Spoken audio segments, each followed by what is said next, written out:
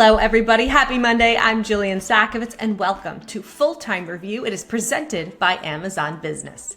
This is your Monday morning rundown looking back at the weekend's U.S. Women's National Team action on the pitch and more of the top stories from the international soccer world. Coming up for you on today's show, fresh from SoFi Stadium, I talked to Tamerra Griffin about Trinity Rodman's return goal and Alyssa Thompson's electric homecoming as the U.S. beat Brazil 2-0. For more on the U.S. Women's National Team's win over Brazil this past weekend, we bring in athletic writer and podcast host and birthday girl, may I add, hi, Tamerra Griffin. Hello, and thank you for the birthday wishes. I'm a fire sign, so I have no embarrassment over that. You can wish me as many times as you want, and I will not tell you to stop. But it's great to be on the show. My first time. This is our first full time together. This is exciting. Yes. Full-time review debut, shall we say. Yes.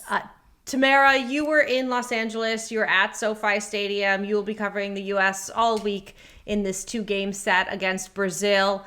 I want your take on, this was the first ever professional women's event at SoFi Stadium. So before we just dive into the game, what was your take on the sights and sounds of SoFi? So this was also my first time visiting SoFi. I'm a California native, but from Northern California. And I was really excited to experience the stadium. Before the game, I showed up for media events, press conferences, interviewed some players. And so I was able to experience the stadium when it was essentially empty. And just from a purely aesthetic standpoint, I think it's gorgeous. There is a lot of natural light that gets to pour in through the windows on the ceiling. There's a lot of open air that flows through. We were blessed with amazing weather in LA. So it was sunny, it was bright, it was breezy. And even before the game, I already knew that once it filled with people, we're just building vibes, you know? And that's exactly what happened. There were just over 32,000 in attendance for the game. So just about half filled. But in terms of the energy that the crowd brought, it was excellent. This is the city that witnessed the 1999 Women's World Cup Championship. So Meg was telling me that she was seeing a few vintage jerseys walking around the stadium before the game. California is such a major soccer state, so I was not surprised by the turnout. I wasn't surprised by the energy, but it's always great to see. For sure. And will also be a venue come the 2026 Men's World Cup next summer. Mm-hmm. Okay, going to the match now. Did this game against Brazil, this 2-0 result, surpass your expectations from this group? Or was this very much what you were expecting from this roster? Honestly, it surpassed my expectations. And not even from like a scoreline perspective, but you know, this was always going to be a spicy matchup. In the post-game press conference, even U.S. Women's National Team head coach Emma Hayes called it a game that brings a lot of heat. You know, there's a lot of history between these two teams. Most recently, the gold medal match of the 2024 Olympics in Paris. There was no question that Brazil, who has a lot of players who play in the NWSL, were going to come out swinging. They had familiarity with the players that they share. Many of them share a league with. They are seeking revenge after what happened last summer. I knew that they were going to bring it. And this roster for the U.S. Women's National Team was relatively new. Throughout the week, Emma Hayes has spoken at length about how right now she is prioritizing individual assessment of players over team chemistry. And to me, that sort of made me wonder leading into the game whether sort of what it might look like for the team to be successful in its efforts to individually assess players, even if that doesn't lead to a winning result on the field. So if I'm, putting myself in Emma Hayes' shoes, I'm thinking what better outcome is there to do both? I think that she would have prioritized the individual assessment over the result, but the fact that they got both with so many younger players who were doing things for the first time, combining with each other, building partnerships in the very early stages.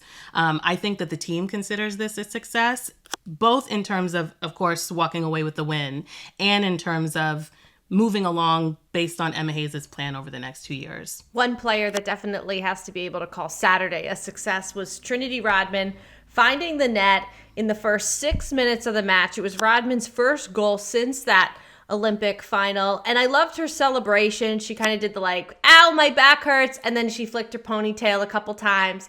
back and forth. So it was a really nice coming out moment for Rodman. Rodman spoke on the broadcast post game. She was just glowing, I felt like, through the entire match. What did you see from Rodman in this game? I saw a player who really missed being able to be with the U.S. women's national team. I saw a player who, despite having some unfortunate setbacks with her back, which she's also spoken at length about, Emma Hayes spoke about the importance of managing her during this period. I saw a player who was probably a bit relieved to know that she still got it, to score that early goal against Brazil. And mind you, the last 2 times that the U.S. and Brazil played, the U.S. was scoring very late, oftentimes into the second half. So that early goal really made a statement. I will say, in the mix zone after the game, when Trinity was asked about the goal celebration, she did sort of admit that she freaked a lot of people out unintentionally with the early part of the, faking the back injury. Emma Hayes talked about how she genuinely thought something was wrong with her, how she's freaking out at the medical staff, being like, she's hurt, does she need to come out? If you look at some photos and videos, Sam Coffey is even freaking out on the field after it happened. I have to see this. I missed this. It definitely, she sold it a little too much, you might say. Girl. But ultimately, everyone was happy to have her back. For her to score a goal was just icing on the cake. Absolutely. It reminded me of the fake hamstring injury from Lola Bonta a few years ago that went on to be recreated by the Minnesota Vikings in the NFL. So I'm wondering what celebrations we see Trinity Rodman spark. But who I really want your take on, Tamerra, and I know who you're very high on, and I think a lot of people walked away from that match feeling like this was just an incredible performance, was the 20-year-old hometown girl, Alyssa Thompson. 100%. I mean, Meg and I had spoken on the podcast leading into this game that this was really her moment. She's playing in her hometown. She's doing excellent work for Angel City right now, 2 goals in 3 games. And honestly, even that stat, if you watch those games that she's played with Angel City, is really only the tip of the iceberg when you consider the contributions that she's making to her team, the chances that she's helping create, the dynamism that she brings as a forward on that team. It feels like an alignment right now for her between the expectations that she sort of carried into the league when she was selected the number 1 overall draft pick back in 2023, and what she is doing on the field, what she's producing on the field. Alyssa has spoken also quite a bit the past few weeks about how she feels like she's playing like herself, and that when she began her professional career, she had to deal with a lot of shedding herself of the impulse to compare herself to other people, growing confidence in a new league and being a professional and being in the public eye. And mind you, she was only 18 years old at the time. That is a lot for anyone to deal with, even before you start adding the details that make her journey so unique. And so I do think that there has been this eagerness to see what she is truly capable of as she continues to mature, just as a human being, before you get into what she is growing into as a soccer player. And Emma Hayes spoke a lot about that too, both leading up to and after the game. It sounds like there has been a lot of effort since October of last year of really expanding her skill set and getting her to be able to adjust to playing against elite players, especially defenders, because we know that she loves to face players 1v1. And there were moments in the game where you see what happens when she goes against some of the best in the world, like Tarciane, the central defender for Brazil. But Emma Hayes has talked about how they're basically trying to give her more tools to work with, given her natural skill set. And a lot of that was evident in the game as well, on top of her beautiful assist to Trinity for that first goal. Yeah, I think U.S. fans in general are enjoying seeing her balling out for her club, but also now for her country. What do you think, Tamerra, are Emma Hayes' biggest question marks that she wants to see for the second leg that'll be Tuesday in San Jose against Brazil again? After the game on Saturday, she spoke a lot about decision making. If I had to guess, one of the things on her wish list for this upcoming game on Tuesday might be the team's ability to sort of exercise a variety of different decision makings. And this really goes from back to front. The Saturday game was also the first cap earned for goalkeeper Fallon Tullis-Joyce, who plays for Manchester United.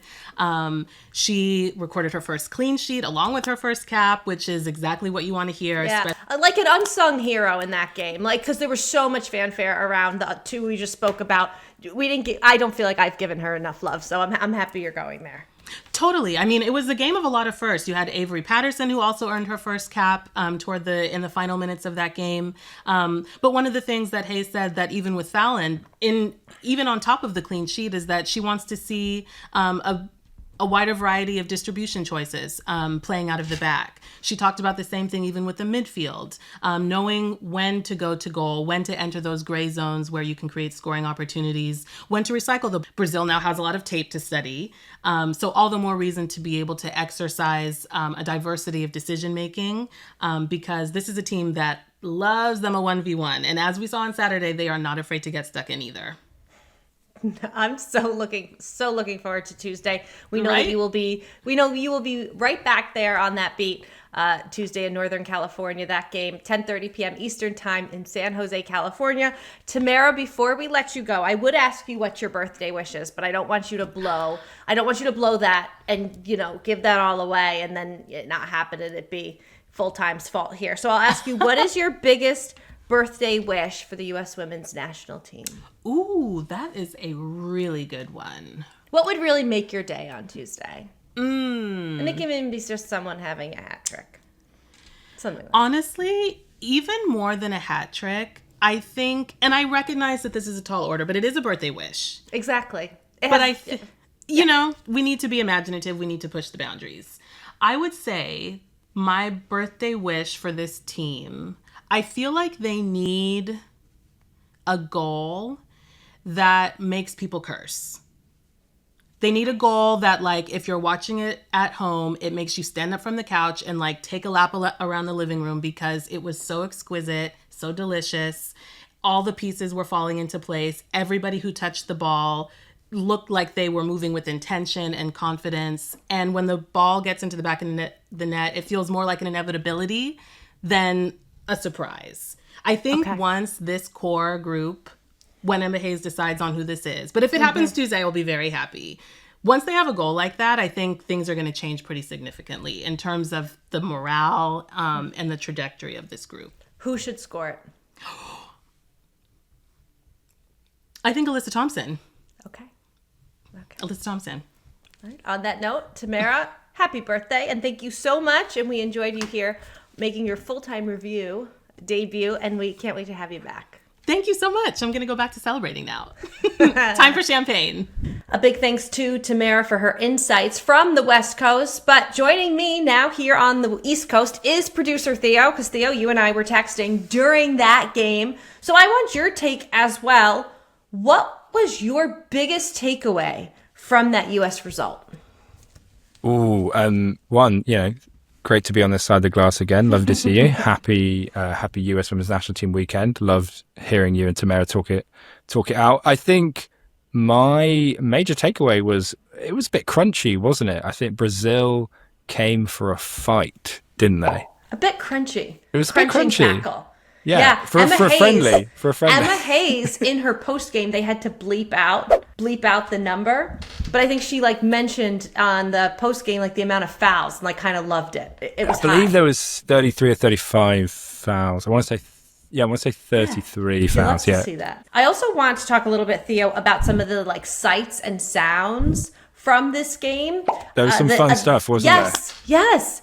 The moment or the image that has floated around social media for the last few days is just that iconic hair flip from Trinity Rodman that an amazing photographer who goes by the name Jenny Chu caught. Was the hair flip in the moment that Trinity Rodman makes this big return and her ponytail makes the shape of a heart. And of course she dyes her hair that incredible light pink. So it's just a beautiful moment of art. And the image was circulating all over social media, being great job, photog, whoever got this. And some entities did not shout out that photographer. So I want to say her name over and over again. Jenny Chu, an LA-based photographer who captured that at Jenny K. Chu on Instagram. So I loved that imagery and I love that art.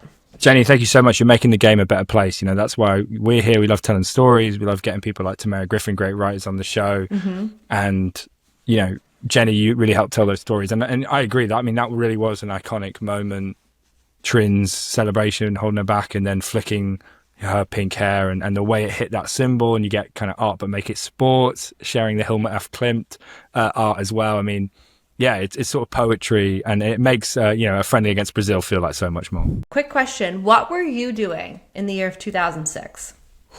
2006, what a year. I was probably listening to a lot of The Strokes and Outcast and going to watch my local football club, Queen's Park Rangers, play very poorly in the English Championship. What were you doing, Jill?